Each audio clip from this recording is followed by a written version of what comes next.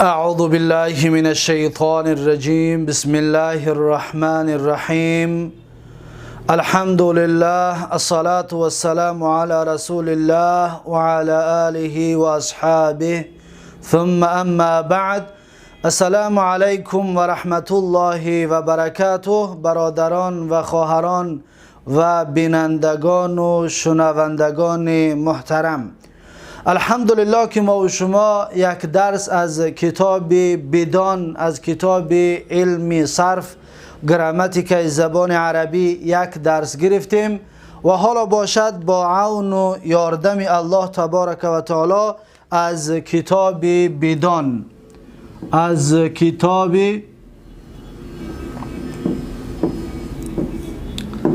کتاب بدان درس دوم را شروع خواهیم کرد. یعنی که حالا این درسی که ما به سمع شما میرسانیم این دوم درس از این کتاب می باشد. درس گذشته ما و شما کلمه در زبان عربی به چند قسم تقسیم می شود گرفتیم. اکنون درس امروزه ما و شما دو موضوع هست.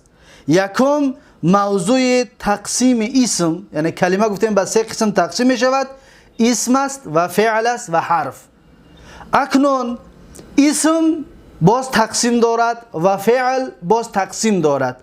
در این درس انشاءالله این دو موضوع را خواهیم گرفت که اولا تقسیم اسم.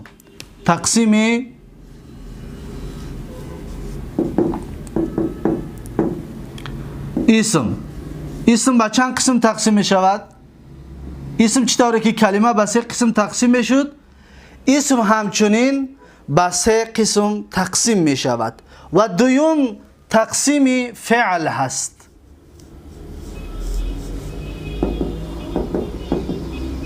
تقسیم فعل به دو قسم تقسیم می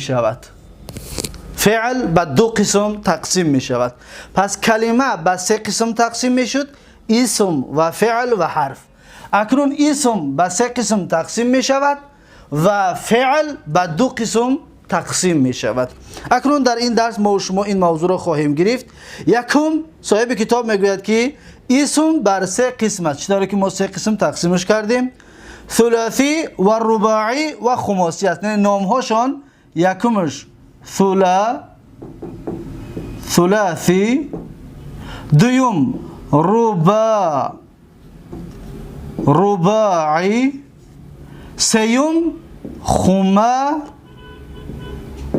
خماسی.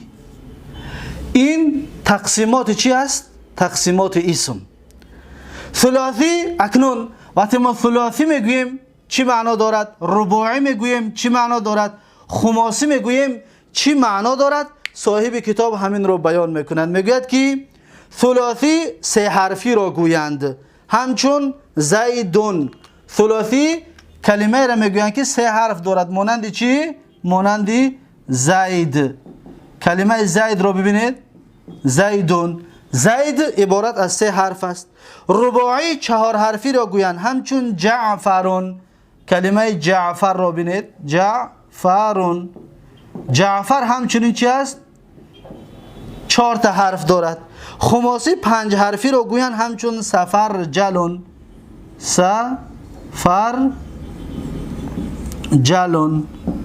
سفرجلون. این خماسی است. اکنون این بود تقسیم اسم.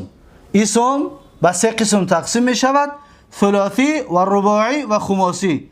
ثلاثی سه حرفی را میگویند، رباعی چهار حرفی را میگویند، خماسی پنج حرفی را میگویند. اسمی که از پنج حرف عبارت شدگی است یا عبارت است. اکنون تقسیم فعل چی؟ فعل میگه بر دو قسم تقسیم میشه. چطور گفتیم فعل بر دو قسم تقسیم میشود؟ ثلاثی قسم یکمش چی است؟ قسم یکمش این ثلاثی است. ببینید، ثلاثی. قسم دومش چیه؟ رباعی. ثلاثی رباعی. ثلاثی سه حرفی را میگویند، مانند چی؟ مانند ضربه. ببینید، ضربه. رباعی چهار حرفی را میگویند، مانند دحرجه. دحرج. این فعل هست. انا اکنون موضوع درس امروزه ما و شما همین است و بس.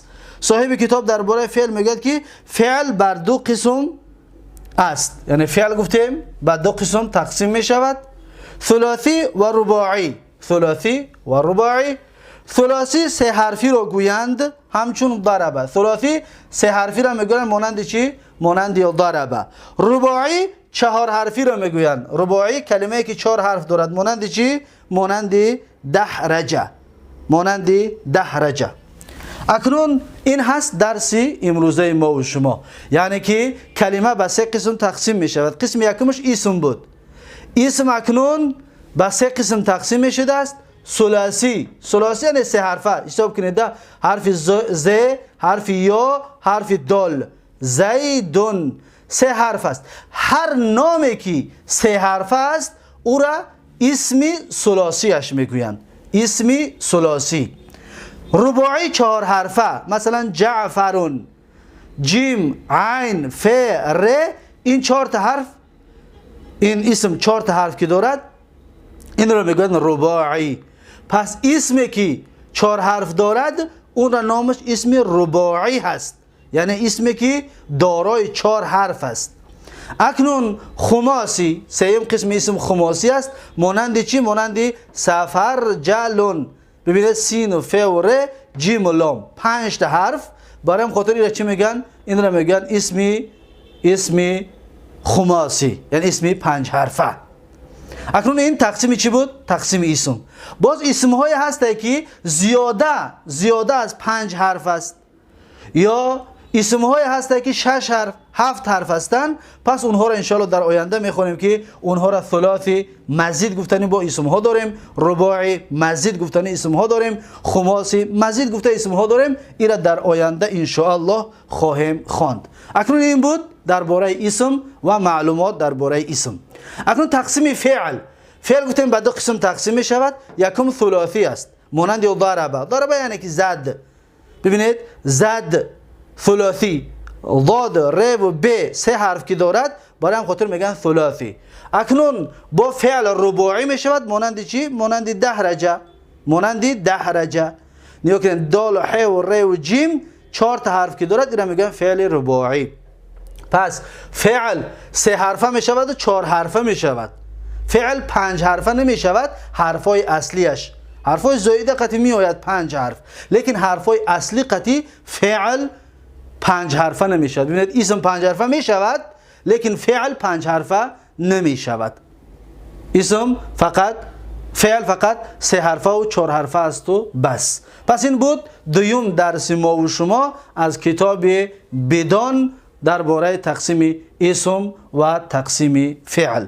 و در اینجا این درس را به پایان میرسانم و امیدوار هستم که از این درس فایده به دست آوردید. بارک الله فیکم و جزاکم الله خیرا و السلام علیکم و رحمت الله و برکاته.